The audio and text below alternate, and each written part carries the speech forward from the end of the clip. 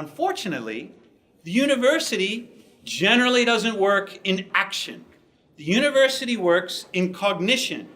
We get our students, we put them all in a room, we teach them about ethics, we care about their moral sensitivity, we care about their awareness, we teach them about things. We teach them about problems, we teach them how to solve problems on paper, but we do not teach them to act in the world. And sometimes this is the way the university was conceived in the traditional liberal arts idea of liberating people to be themselves. It's like, we're going to empower you with knowledge, and we're going to stop right there. What you do with that knowledge is up to you.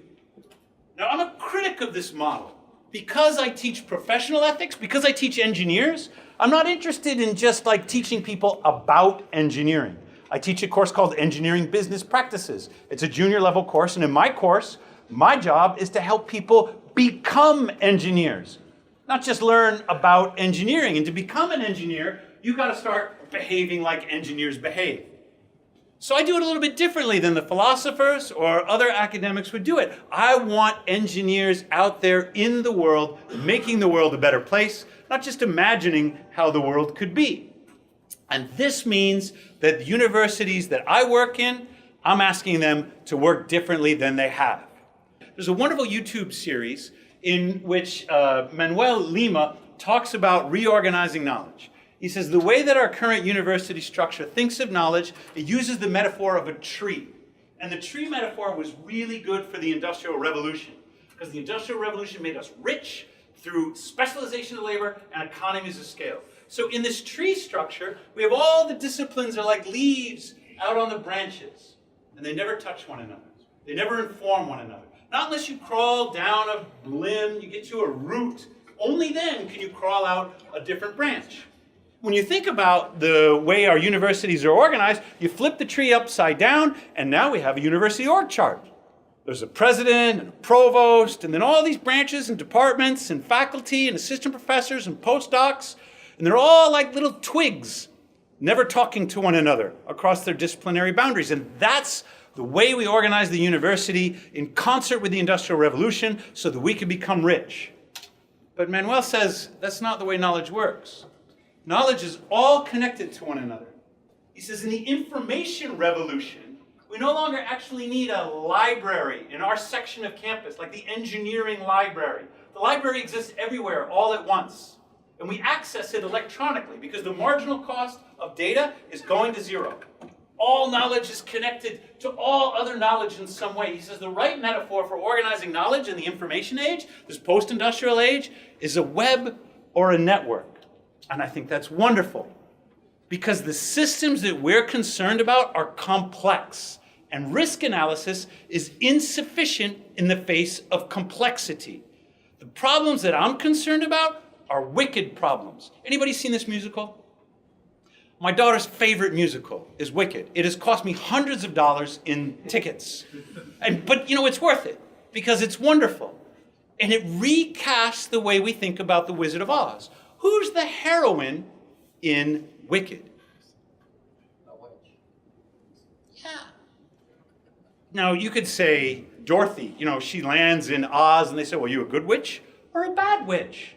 Only the bad witches are ugly. But Wicked changes the perspective. The musical asks you to look at good and bad in a different way than the Wizard of Oz presented at the first fairy tale. It creates a new fairy tale from the perspective of the Wicked Witch, who's now the heroine. And it's a great example of how your perspective, the way you frame the problem, is how you see the solution.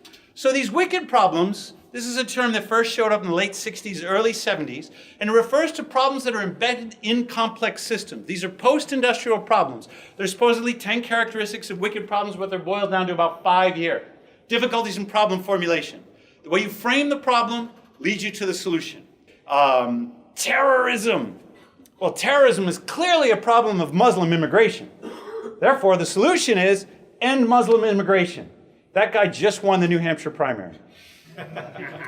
The way you frame the problem constrains the solution. There are going to be multiple solutions, but they're not always compatible with one another. One person's solution is just another person's exacerbation of the problem. They are never solved. Wicked problems are only resolved and resolved and resolved and resolved. They are unique. And then this competing value system goes back up with the incompatibility of solutions. It depends upon how you look at them and what you want. These are the most important problems of our age. They are the problems that the universities need to organize themselves around, and there is no incarnation of the university yet that is prepared for this problem. The first universities were just book transcription factories. There was no printing press. A reader, and they still use that title in Europe, a reader would get up at a lectern and would say, okay, I got a book with a lot of knowledge in it. You people all want this book. You all want to borrow it from me. And I can't lend it to 75 people at once. So I'm going to read the book and you're just going to write it down. And that's how the lecture was invented.